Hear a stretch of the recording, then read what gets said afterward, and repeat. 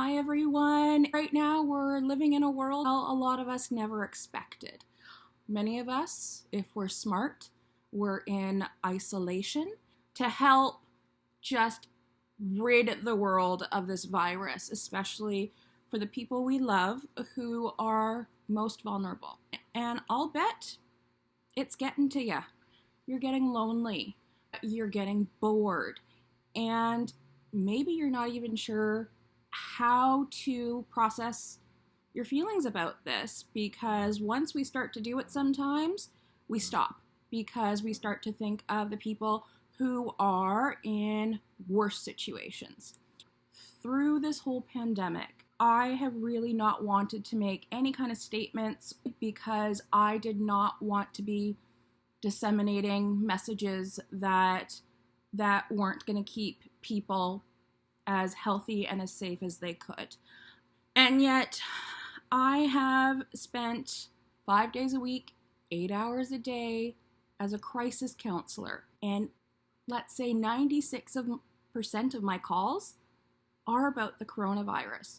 The fears, the feeling of limbo, the potential that you're either putting yourself at risk or you could be risking the health of someone else. Find myself, though, giving the exact same talks, the exact same tools to so many people. And so I thought, hopefully people will hear what I have to say, and if they're excited to start practicing that, fantastic. If this ends up just planting a seed, and maybe when it feels like it might be a good time to start, then fantastic too. I'm all about meeting you guys where you're at and an opportunity to process your feelings that you might not understand so that you can start to heal, or at least feel a little bit more resilient and able to support yourself and the people you love. So, isolation. I'm a very social person. I feed off of people's energy. And I have to say, even though she's right beside me, I'm not living with the best conversationalist. So me feeling lonely has been quite difficult. But we're living in a great technological age that can ease that social isolation. There are Skype dates you can plan, FaceTime dates you can plan, Zoom meetings that you can plan with the people you love and, want to learn from, and just make sure that you're not cutting those ties and those connections and getting that social benefit that we truly need to grow, evolve, find joy in connecting as human beings. So I really hope that if you aren't already, you start planning all of those dates. Whether it's FaceTime, Skype, Zoom, whatever, connect. Another thing that I think is very important to really practice right now is not Googling. Not Googling coronavirus, not Googling potential symptoms, because depending on who you are, can drive you to a place of more fear and pain as the virus itself to a lot of people. So that's a good reason why you might want to be using the Medical and Motivation app that's free on the App Store and Google Play, because you can be tracking how you're feeling, your symptoms, your circumstances. And in that case, if you are starting to get worried, connecting with your healthcare team to figure out, okay, what's next? What should I be looking for? Am I at risk? So, if you're feeling the physical symptoms that could be the coronavirus, put them in your symptom and pain tracker. If you're feeling depressed, anxious, stressed, overwhelmed, and it's more so than you ever felt before, again, put that in your symptom and pain tracker. And just start to build the facts of you. I think I'm going to veer towards the lighter side of my tools. A massive, important point I want to make: don't cut your own hair. The bangs, keep them where they are, put them back until you get a chance to have somebody who knows what they're doing actually fix your bangs. Wait, you are going to regret it if you cut your own hair. So, don't do it. If you have a dog, that's how I've been trying to take control of somebody's hairstyle. And I groom Phoenix on my breaks. She does not like that, but I'm going to be a master groomer by the end of this. And luckily, as far as I know, her friends, even if I don't do a good job, they don't point and laugh. So it's better if you feel like cutting something, groom your pet. So a lot of you are potentially struggling with the fact that you're doing what you can to survive, to cope. And for a lot of you, that has been wired into your brain as, pull your boots up by the bootstrap and just keep going.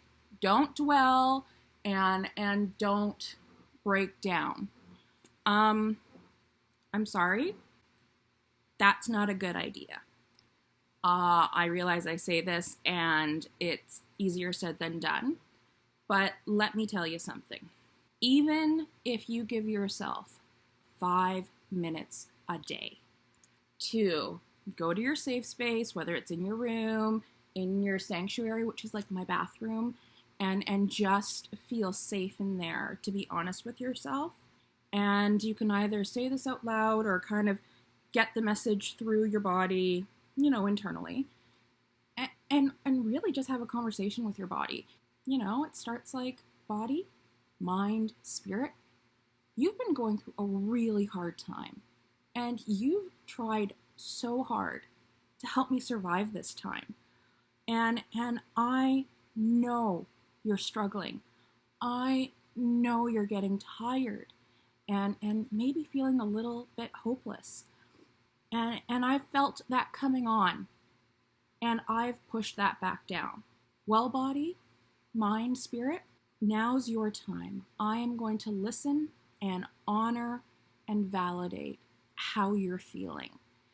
Just a heads up, this might unfold into you crying, not even like wanting to, but just comes out and it's like a dam's been broken, crying. You might start shaking when you finally give yourself the permission to feel what you're feeling. You might get tired, really tired.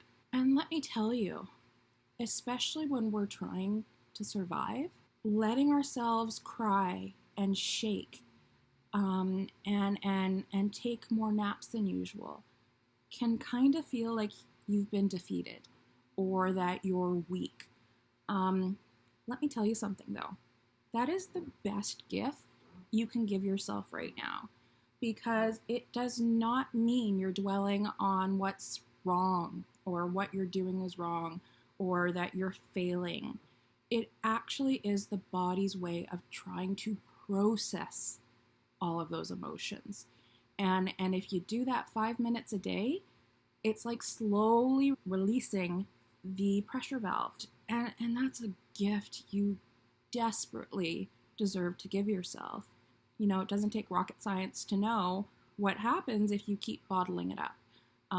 Because that will either tomorrow, next week, next month, come out when you least expect it. And you won't really understand why when you broke that pencil, it felt like how you're feeling right now in the midst of this pandemic. So practice, practice, practice. That's all I'm asking. Taking those 5 minutes a day. It'll make you feel vulnerable and it might be uncomfortable. But those feelings, even if you feel like they're coming from a overthinking, oversensitive place, are real. They're real feelings and they deserve to be validated. I also want you to I know we're not Googling anything about symptoms and whatnot, but I'm seeing everywhere, at least on social media, where organizations or individuals who are experts in yoga or personal training and many different areas are holding their classes online. So I hope that if training, going to the gym with someone or doing yoga, it's stopped happening right now where you can't physically go to the class. But that doesn't mean it has to not be a part of your daily routine anymore. So I really encourage you to see those parts of your self-care, of your daily routine, are still able to be accomplished with the help of technology again. Because it's going to be really important to have routine right now as best you can so that you do feel like you're moving forward and you can, get through the day step by step. I want you to know as well, and this might be a tough one for a lot of people, that it's okay to find joy in the little things. It's okay to be watching a movie and laughing till you cry. It's okay. Some of us try to stop that because we feel like we shouldn't be able to because so many people are suffering. And at the end of the day, I understand the place where that's coming from, but I really think that if you're able to reignite your spirit and your resilience through joy, through laughter, through the good things, you're more equipped to help yourself through this and other people. And it's okay to find joy in life. One of the things that is so hard for me to hear from people, they don't think that they should be excited about some things in their life because they know other people are truly suffering. And, how is that fair? It's not fair. Life isn't fair. But what you can be doing is making the best life you can, wherever you can.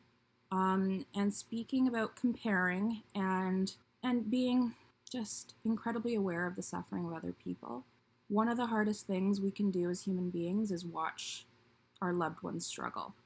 And what's even worse is not knowing how to fix it, how to bring them or have them see the light at the end of the tunnel. Let me tell you something. You don't have to fix them. You don't have to find the solution to how they're feeling or fix how they're struggling. You can't force them to, you can't drag them, kicking and screaming to show them the light at the end of the tunnel. But what you can do is let them know, hey, I know you don't see the light at the end of the tunnel, and I know I can't bring you there myself, but I'm willing to sit with you in the dark. We're in this together. And that's really important. And it's really hard actually to do, another easier said than done type of situation, because you really don't feel like you're doing anything. But you really are. You're making them feel safe and letting them validate their own fear and their own struggle because it's coming from a real place. If you're able to do that, you're actually helping them more than you know. And I will kick myself, even though that's a little hard for me to do. Punch myself, I guess. Hashtag wheelchair humor. Another way you can help is recognizing that you can't be everything to everyone. So, if you do feel like your loved ones are struggling and you're really starting to get worried about them, not thinking that you can fix it is part of this, but also what shows such amazing love and support for people is connecting them to people who can help in very specific, professional ways. And so there are a lot of crisis lines out there. A lot of people have access to their EAP, which is Employee Assistance Program, and there are people who can help.